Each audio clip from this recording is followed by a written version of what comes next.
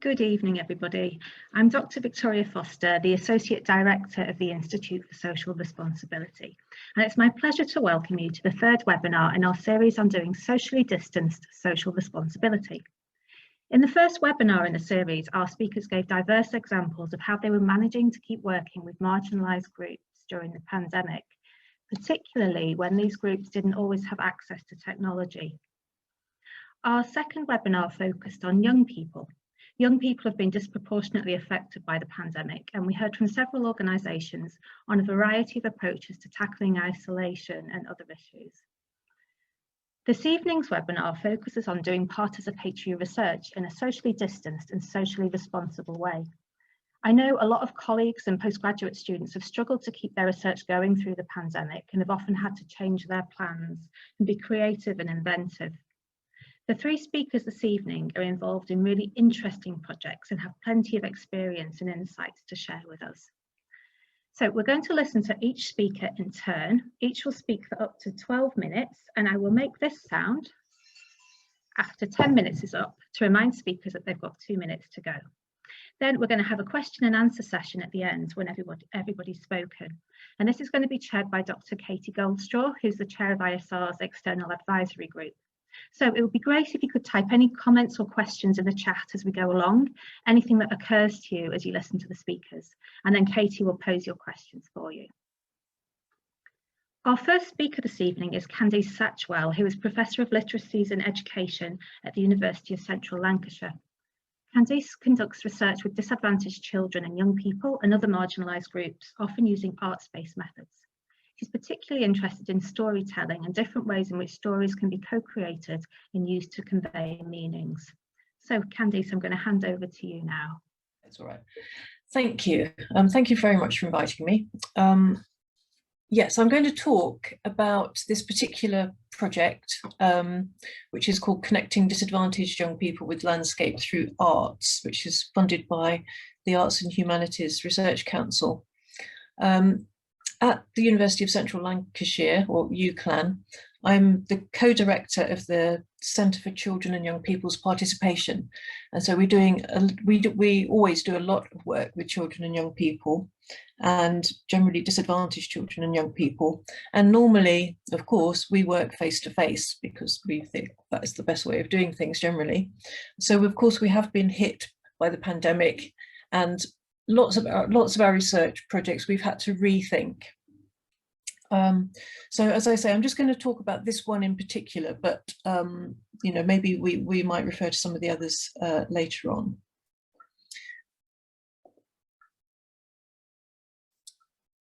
So sorry, I will probably go back actually, because just to explain a little bit about this project.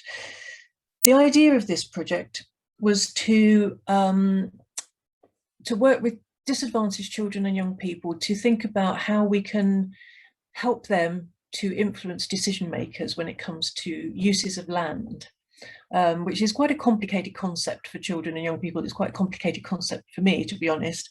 But the idea was to use arts as a way of helping to show how children and young people interact with the landscape around them, or not come to that, because one of the reasons for beginning the research is that we know that children and young people often live close to areas of outstanding natural beauty, but they don't necessarily visit those areas themselves.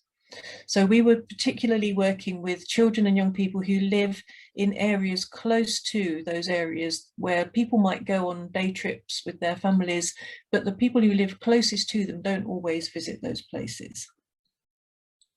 So our original plan was to run a series of arts workshops with children and young people in the schools and youth groups in those areas.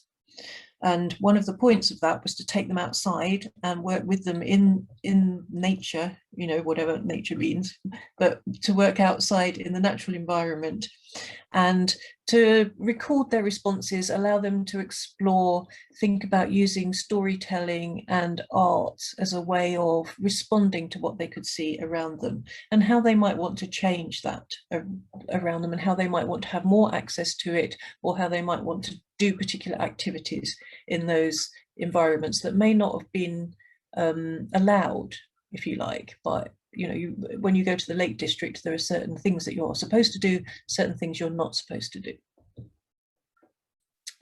So given the circumstances, we had to change our plans, and we worked with a charity who we hadn't intended to work with actually, but we began to think about how we could reach some of these children who we knew were really suffering during this time. So we worked with a charity who were already delivering food parcels to children and young people and their families, and they selected a group of young people that they thought might want to work with us in online workshops. And so we worked with an artist who was very creative in the way that she approached this, and she decided to write letters to these individual young people and to have an individual Zoom meeting with each of them and get to know them a little bit. So she had a conversation with one of the charity workers present who knew them to ensure that the child felt safe and was supported. And then she wrote these letters to them, and the letters were sent with the food parcels and also some arts materials that we put together to send to them. So this is just one example of a personalized letter. And these are some of the pictures that the artist included with it, just to give an idea of the kinds of things that she might find interesting, this particular child. So there's something to do with the beach there. There's something about women skipping in the street, because the girl had said she likes skipping. And there's another picture that involves playing in the street. So over 6 weeks, on a Saturday morning, we ran these workshops, and the researchers, myself or one of my colleagues, attended these workshops as well. And the artists set up ways of working with 6 different children on screen, using the arts materials that had been sent to them through the charity. And we encouraged them each week to go outside and do something in the area close to them. Now, for some of these children, that might have just been going out the back door into a small patch of land, or it might have been going onto the beach, which for some children actually was quite a significant outing. Even though they lived close to it, it wasn't something they normally did. And for others, it was, well, I'll show you in a minute. For some children, they didn't go out at all during that period. So this is the kind of content that we sent them. Some mirrors, for example, which allowed the children to see things in a slightly different way. We also sent them a sort of kaleidoscope thing and some paints and pencils and some nice paper for them to work with.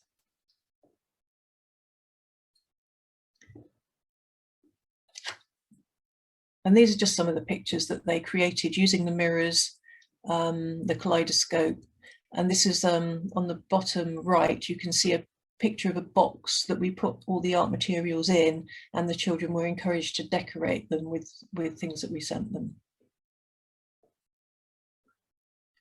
Sorry, that doesn't seem to cover it. The pictures in pink that you can see there are examples of what this particular child produced as pictures of his environment. What we were expecting was for the children to go outside and take pictures of trees or the park, or even, you know, their backyard. But this boy took pictures of the carpet in the top right and the blinds in the bottom left. And I thought this was a very poignant reminder of just how constrained some children's lives were during that time. So it gave us just a tiny glimpse. These 6 meetings with these young people, all of different ages, they hadn't all met one another before. So it was quite an adventure for them to come to these things and see other people on screen, even though they hadn't met them. And actually over time, they started to talk to each other in ways that they might not normally. You know, there were some really interesting side effects, if you like, of these workshops.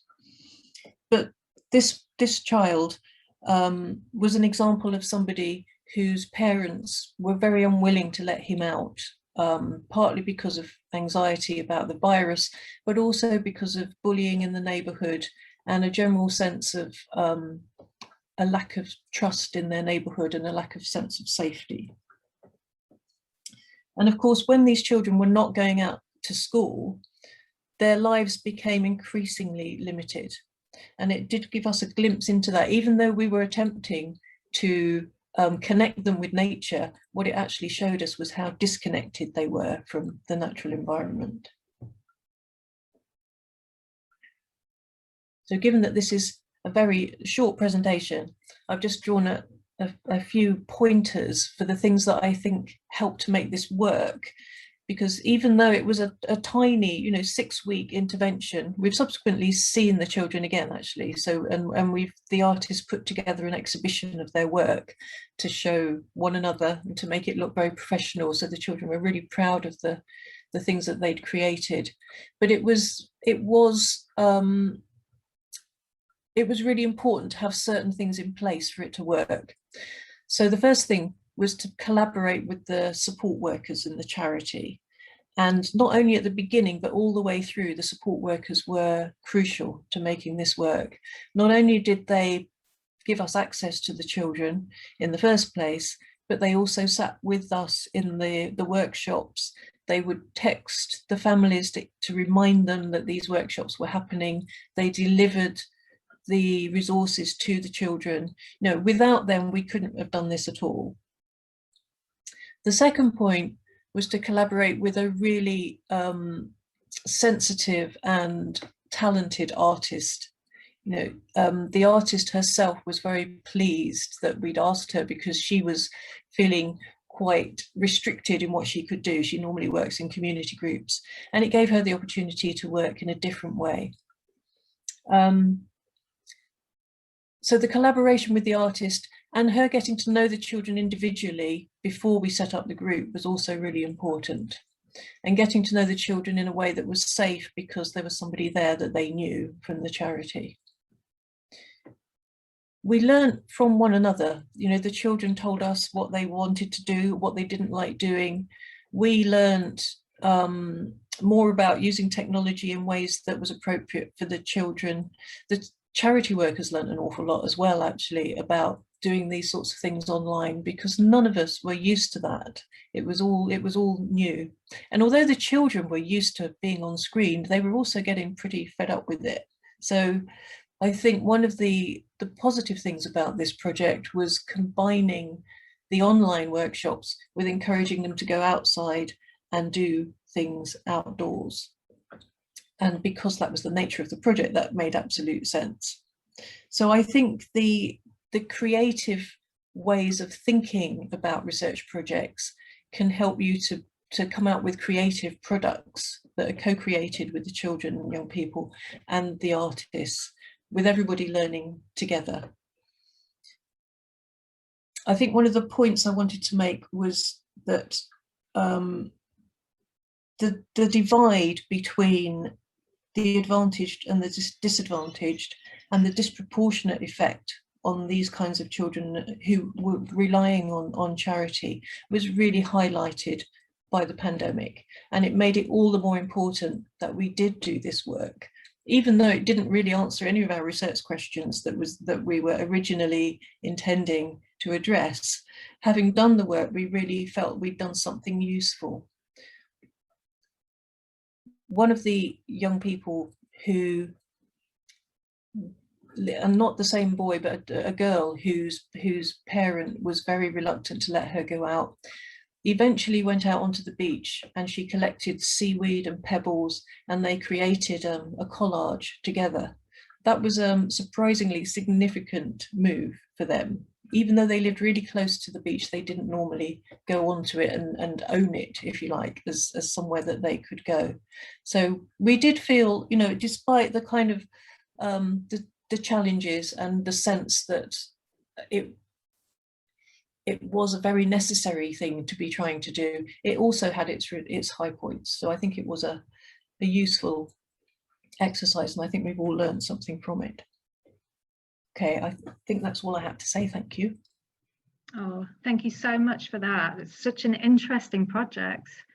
and very moving as well, seeing those images of the carpet and the blinds, sort of really evocative of lockdown.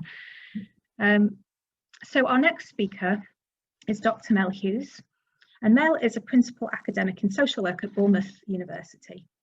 Mel champions lived experience expertise through her roles as academic lead for the PEER, which is Public Involvement in Education and Research Partnership, and deputy lead for the Research Centre for Seldom Heard Voices. Mel is committed to ensuring that those who are most affected by social, economic and health inequalities have a voice in shaping and informing research, education and practice.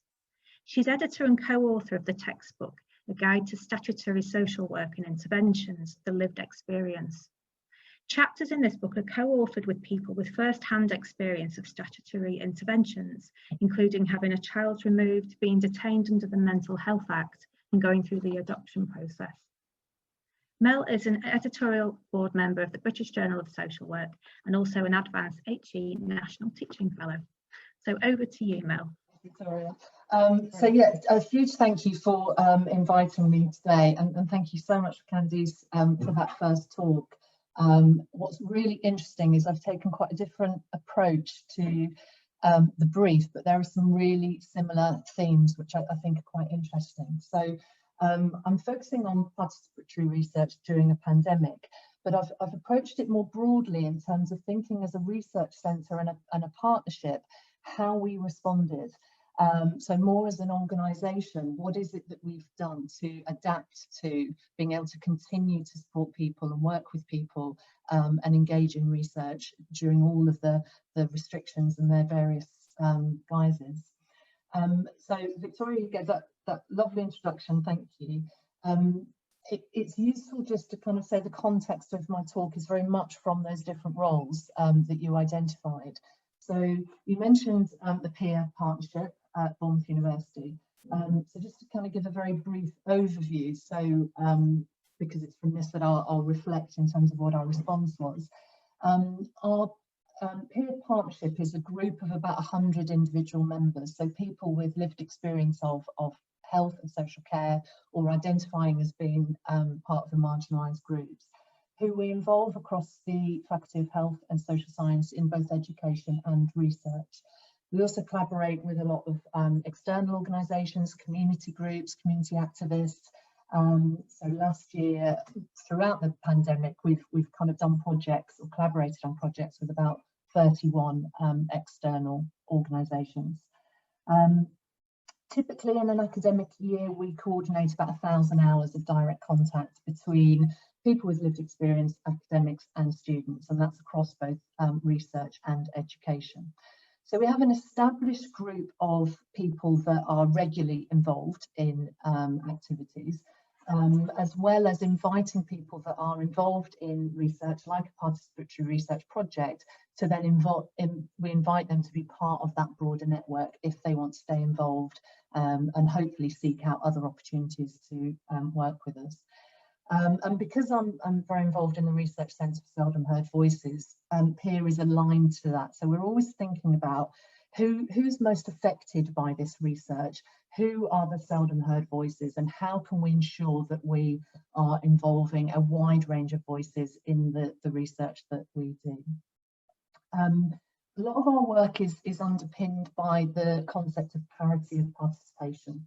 So it's recognising that everybody actually has a right to participate fully as a citizen in society and contribute to the way that society is developed. And we take that same principle in terms of research, that those most affected are often the least likely to be involved. And so we take a very proactive approach to trying to challenge that.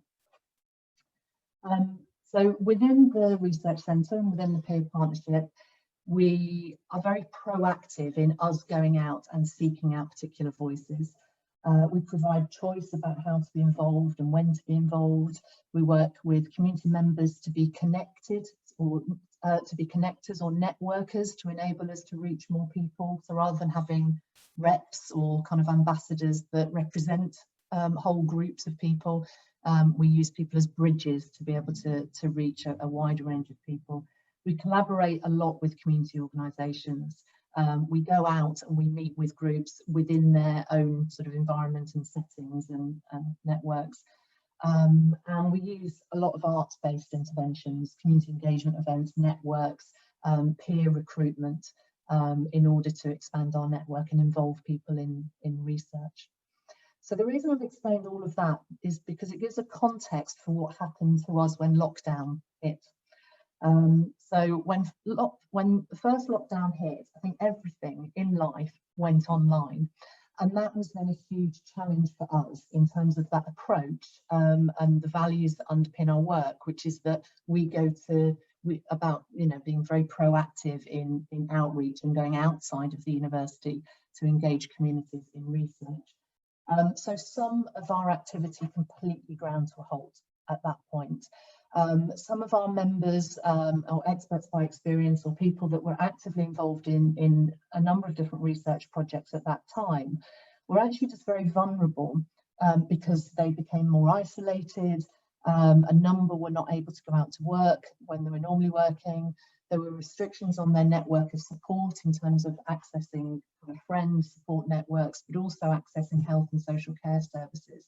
So actually their priorities changed in terms of us wanting to engage people in participatory research. For a number of those people, it was just the last thing they needed at that point. Other work did continue, and we had to very quickly shift it online in order for it to continue, and then really think about what the challenges were for different individuals in terms of how inclusive that actually was. What we've kind of realised, the more we've sort of reflected on this and gone through it, and certainly just even reflecting for this talk today, there've been three key stages in how we've responded and how we've reacted. And I would say we're probably still in stage 2, but trying to move into stage 3. So stage 1 was just a crisis response. It was firefighting. It was just reacting to, can we continue with these research studies? What do we need to do in order to do that? How can we make sure that's inclusive? But also how we support people that we have a duty of care to. Stage 2 has been about adapting, and stage 3 is really starting to think about how we come out of this and what the longer term recovery is. So stage 1, that kind of crisis response, that reacting, we just focused on supporting our members. And it was interesting, Candice, what you were saying, we focused on the relationship, and we focused on trust, and we really thought about our duty of care to people that were already involved and currently involved, working with us on projects. So we set up weekly email updates, we set up Zoom coffee mornings, individual contacts. So I liked that you did the letter. We did it by email or phone, but we contacted every individual and spoke to them, and then gave them ongoing opportunities to book another phone call or contact. We had to upskill ourselves and members or co-researchers to be able to engage online if they wanted to continue doing that, and we had to adapt existing peer activities for online engagement if that was possible. Stage 2, I had to stop myself from calling it the new normal, but really that is what that was about. Stage 2 has really just been about us adapting and getting used to what we can and can't do, and hopefully over time getting better at it. We learned very quickly that if we were to do things online, then we needed to do that in very small groups. So we were setting up and supporting very small online discussion groups in order to keep people participating as co-researchers or in research projects. Co-facilitating some of those sessions with community organisations. So if there was support involved, they became really key in terms of enabling people to continue to participate with us in research. We did a lot of amending ethics approvals to be able to change things to online engagement.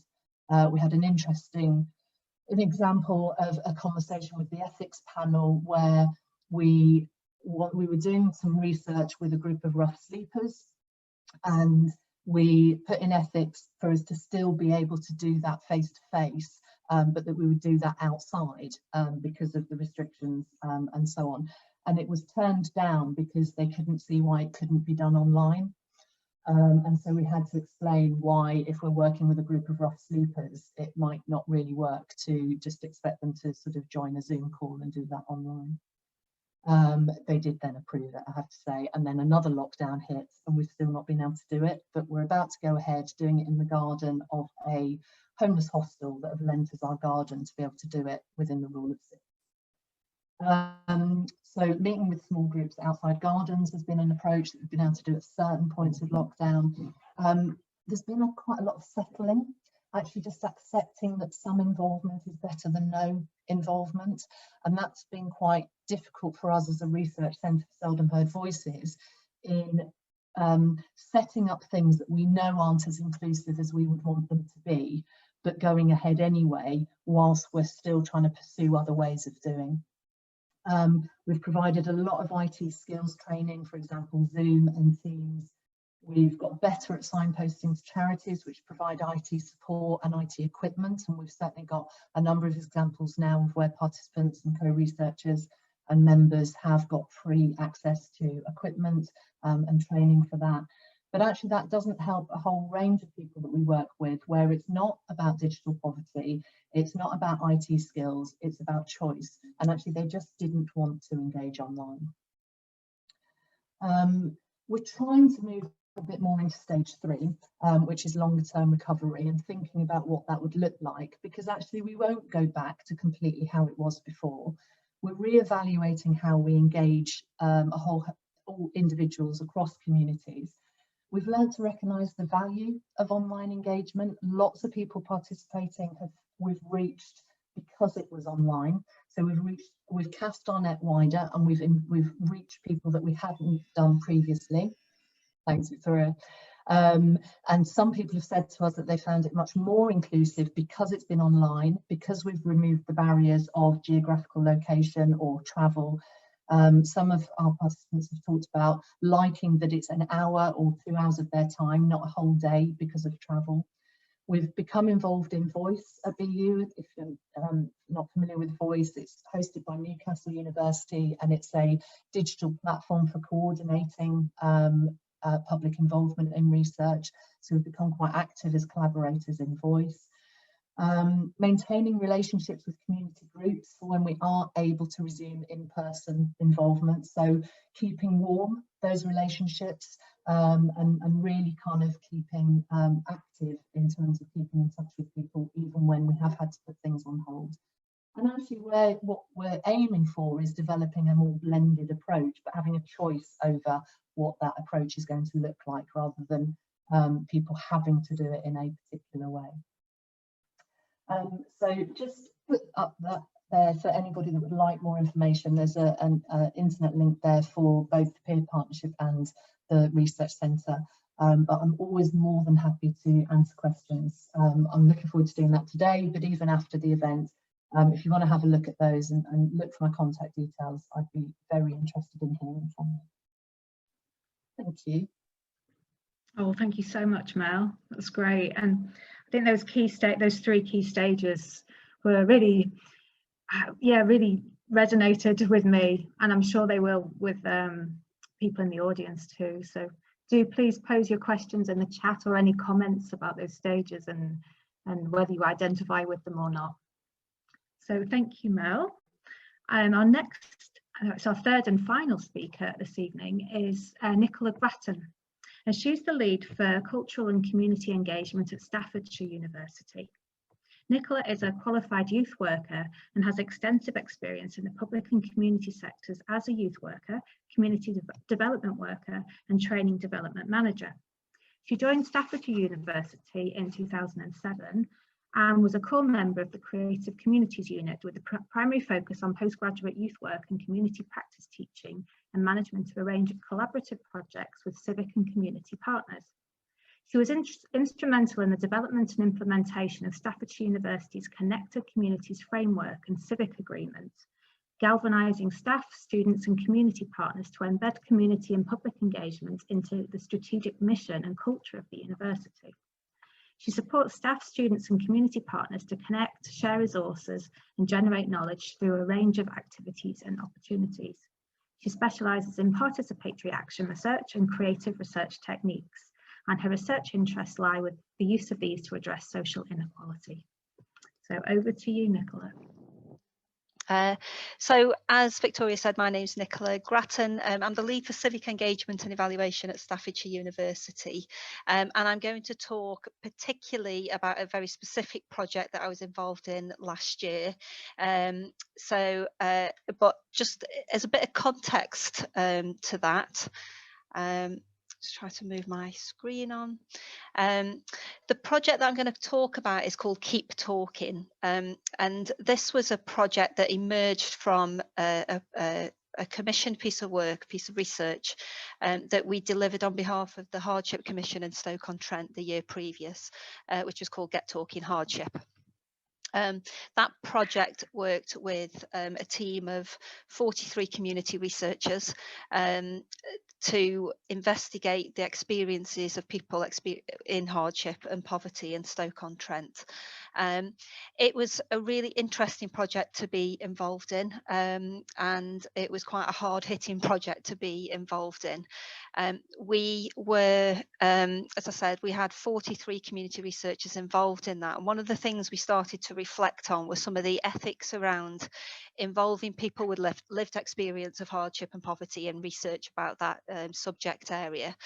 The group was really became quite a supportive network, but we knew that we got lots to learn from our experience of being involved in that. And so we were lucky enough to receive some UKRI Enhancing Place-Based Partnerships for Public Engagement funding in early 2020. And so that's where our project Keep Talking came from. And the aim of that was to develop a sustainable model for community research teams in place-based research. Specifically, we were interested in the needs of community researchers when we were working with them, and also what universities and community organisations can do to work better together to support community researchers to research in their place. So our Keep Talking team, we pulled together a team of around 20 members. Some of those had been involved in Get Talking Hardship the previous year as community researchers, but we also partnered with Expert Citizens CIC, who are a team of people with lived experience of multiple disadvantages. And that team formed just under half of the total group of community researchers as a whole. We met every week as a group, initially in two separate groups to understand how we can bring the project together. Our meetings had two needs, or met two needs. So one was understanding the needs of the team as community researchers. The second aim of that group was to be able to continue supporting some of the work of the Hardship Commission, particularly thinking about the issue of debt, which had come up as a significant finding in the previous research through Get Talking Hardship. So we use that kind of research around debt to, as a live project, if you like, for community researchers to start thinking a little bit more about their needs as community researchers when working with both universities and community organisations. We paid for the community research team's work as community researchers, and we always provided things like hot drinks and food and as well at the meetings. And then probably 2 months in, COVID-19 hit. And I think our initial response was, yeah, this is going to need to change, but let's keep calm and carry on. And the community researchers, although quite significantly kind of impacted, that kind of shock stage, as Mel mentioned, that kind of crisis mode, we were like, they were very much like, well, we can carry on. We'll think about a way that we can carry on. So that kind of led to our second iteration of Keep Talking, and we immediately, the project team wanted to think about how we could continue the work with the community research team. There was an ethical issue for us. We wanted to make sure that we kept the group involved. The group had various experiences and various backgrounds, quite a diverse group, and we wanted to make sure that that network that we'd started to form could continue. So our approach was, let's speak to the group and find out, and we telephoned each of the team to find out if and how they wanted to stay involved with the research. There were a couple of people who said, no, this is just too much, it's all consuming and I need to step away, and so they did, and we left the door open for them. Quite a few people said we want telephone calls and we want to continue contributing to the research by telephone calls. But you can imagine with a group of 20 and a really small project team, that became quite time consuming. And then there was a small group as well of around 4 people who said, well, you know what, Teams would be okay, let's meet up on Zoom or Teams. And so we tried that a few times. And as more people as the news got out that some people were meeting that way, more and more people wanted to join. And that caused us quite a few problems. The first meeting was okay online, but by the second meeting, it became really apparent that the diversity of the group and the inequality within that group actually caused quite a few significant problems, and it became very obvious. It was like shining a spotlight on that inequality, because you could tell very obviously when people are in little squares on the screen, the people who got good broadband, the people who got good technology, the people who got that kind of confidence around digital access. And you know, for some members it was just so stressful. We could hear the stress in those meetings, and it became a little bit of a challenge. It felt a little bit like trying to force a square peg into a round hole. And we thought that actually we need to think quite carefully about whether this is the right way to go now. So we asked ourselves, can we make do with the data that we had in relation to the in terms of the research? And we'd collected quite a bit of information and data from the groups in the first couple of months, and we felt that actually this was probably enough now to be able to take a different direction. And like you say, we were in crisis mode. We felt instead it was more important to focus on the well-being of the community researchers and to build a sense of community. And what we thought was, actually, it's far more important to have a resilient team for that post-lockdown recovery. And that was kind of the decisions that we made. So we went back to the drawing board again, and we came up with our third iteration of Keep Talking. I think it was really important to note that in that first lockdown period, there were the members of the group and actually some of the staff involved in this were experiencing things like loneliness. Some people were managing addictions. Lots of people with family pressures, lots of people with financial hardship and financial anxiety. Some people had absolutely no outdoor space at all, and so were only able to get out of their flat or the house for an hour a day. Huge anxieties, some illness, and plenty of boredom. And so we thought, actually, you know, let's start thinking now about how we can look after the well-being of the group and prioritise that. And so we thought about these kind of 5 ways to well-being. And we kind of shaped our research to think quite to put these at the front and centre of our approach moving forward. And so these are some of the things that we did. We actually, as I've mentioned, we had enough data to be able to write up a number of kind of short reports and send those out to the group for consultation. So we did that, and the group kind of fed back on those, and so we kind of co-produced those reports in that way. We're lucky enough to be able to get a 3-month extension to the project through UKRI. They were very accommodating, which was brilliant, and therefore we were able to reallocate some of that budget that was going to go on things like a conference at the end to be able to pay for more community researcher time to keep them engaged in a different way.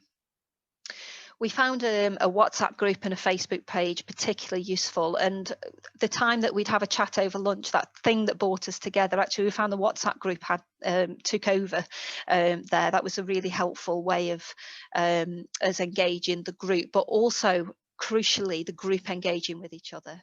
And it's already been mentioned as well this evening around the focus on relationships. That became so important. And not only between staff and community researchers, but also between the community researchers themselves. And we felt like actually that focus really pulled the group together. I was really interested in Candice's presentation today as well, because I think it's really important that when we talk about research when we're talking about in a pandemic or during lockdown, actually, for me, it's about remote engagement and not online engagement. So it's not necessarily about, thanks Victoria, it's not necessarily about that online engagement, those online meetings, but it's about what we can do together, even though we're remote. And I think that kind of was a really important move in our thinking. And so what we did was we gave people creative license. We gave people creative license to record their own experiences of lockdown, and that became the focus then for those next few sessions. And this slide just outlines some of those creative outputs that we produced. We did quite a bit of poetry. We got a poet in the group who found her passion during lockdown, and so she recorded lots of the things that were happening, including this lovely little poem here about the actual first online Keep Talking meeting that we had. We also produced a podcast because that was a nice way of us being able to have individual conversations and record those and actually get, so we've got a 5-episode podcast that's available as well for people to listen to on the themes that the group felt were important during that lockdown period. We took loads of photographs, and we've actually produced, as a result of that, a book of photography and poetry that really complement each other well, actually. So that's one of our kind of unexpected research outputs is this gorgeous book of photography and poetry. And likewise, recipes became really important. So that thing about food just continued all the way through our project. And again, we've got our lockdown recipe book that all the members have now got their own edition of, and that is also available online that I'll share with you later. We did lots of crafts. We recorded our walks and our steps that we were able to do, and there was loads of photos of cats. There's also, I'm not sure if these slides have been shared, but there's also another one of the poems called Freedom Regained there that I'll leave you to listen to, which is actually really nice as well. Just a final note, I think, to point out. Again, the earlier presentation talked about the importance of the support role. And one of our members of staff in the project team took a very pastoral role, actually, and we called her, in fact, a connector in terms of the role that she took with the group. So yes, we'd got a research assistant that it was really important that they were able to keep on top of those findings and so on. But we also had this separate role in this case, where she was able just to check in with the group, keep them engaged. You know, she'd send out little hints and tips for well-being, things to do when you feel sad, little jokes about, you know, lockdown, and just having that constant engagement from Terry in this case, I think just worked wonders to keep that group engaged and keep them talking to each other during that really difficult time for many of them. So I just wanted to again share with you the end of project report. So if you're interested, that project report is available. It's available online, but again, if you get hold of these slides, I'm not sure if that's going to happen, Victoria, then if you click on that link there, then the end of project report is there, and then all the resources are also that I've already mentioned are also in the back of that. So I think that's me. That's great. Thank you so much, Nicola. And yeah, we can make these slides available, and the session's being recorded as well, so you will be able to listen back to the recording if you wish to. It's great to see all that creativity coming out, all this unexpected creativity coming out of the project. Absolutely. I think it was that was so that was a real unexpected outcome, actually, and it's quite a creative approach anyway, but I think being in lockdown perhaps made us work harder at that, but also you know, gave the group had got that time to engage in that way as well, which I think was really important. So. Well, thank you ever so much, Victoria, for chairing tonight, and thank you so much to Nicola, Candice and Mel for sharing what have been really fascinating and very interesting reflections on your experience of doing participatory research online during lockdown. And we've got 2 questions, and I'm going to merge kind of those 2 questions into a third as well. So I'll share the questions, and then feel free to add in any extra questions into the chat as you think about them. So we've got a question for Nicola about recruitment that's come up in the chat, just asking about kind of community researchers and how they were recruited.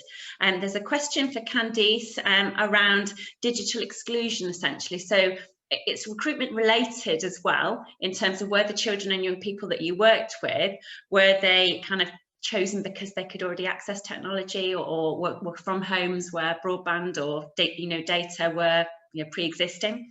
And that leads me into a question that I have for Mel, which is around that very broader kind of ethical element of the work that you've done. You touched on it when you were talking about the seldom heard voices and the need for kind of some face-to-face interaction and some of the elements that people just didn't want to be online.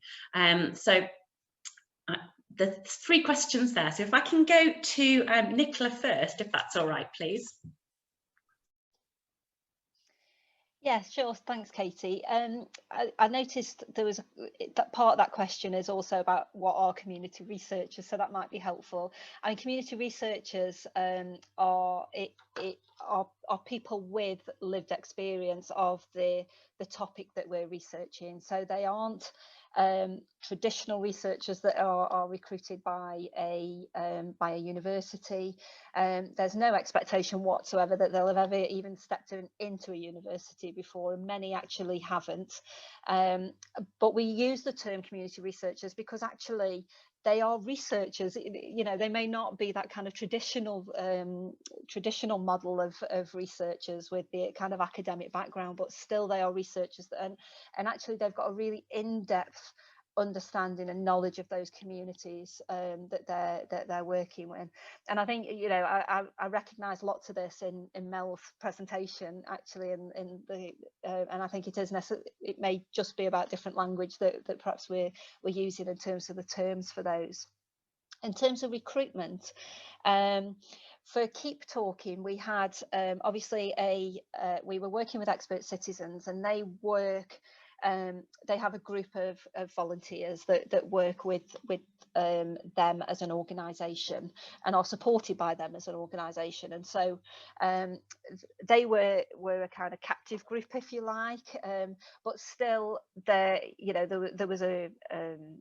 was a degree of choice in that. So not everybody who was an expert citizen became one of the community researchers for Keep Talking. They self-selected from that group. In relation to the group that had come from Get Talking Hardship, we'd use lots of different ways of reaching out and recruiting that particular group. And I should say that usually when we put out a call for community researchers, we might get half a dozen people going, oh yeah, we'll see what it's like. I'll turn up to a meeting if there's food. But in this case, we had a huge response. Like I say, there were 43 people involved in that. We used a real variety and different ways of reaching people. So we partnered with our local newspaper, and they helped us to promote the project. That was a good partnership to be involved in. So not just reporting on what we've done or what we found, or this project's happening, but really engaging people around, right, come along and have your say. We also work with community organisations as well, who had already got those relationships and networks, and so in many cases those lead staff kind of brought people along as well, and eventually then kind of disappeared, and the people stayed there as well. And we did, you know, we did the usual things, which seems like a really long time ago now, of, you know, we had some posters printed and we handed out some flyers.